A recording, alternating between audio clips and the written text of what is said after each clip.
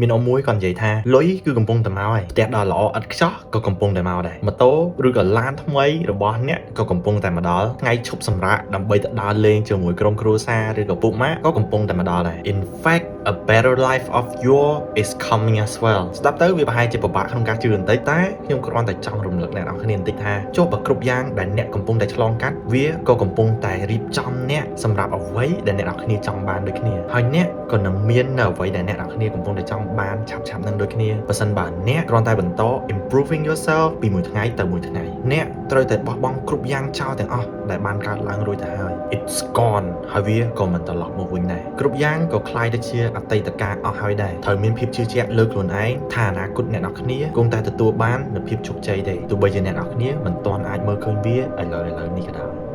right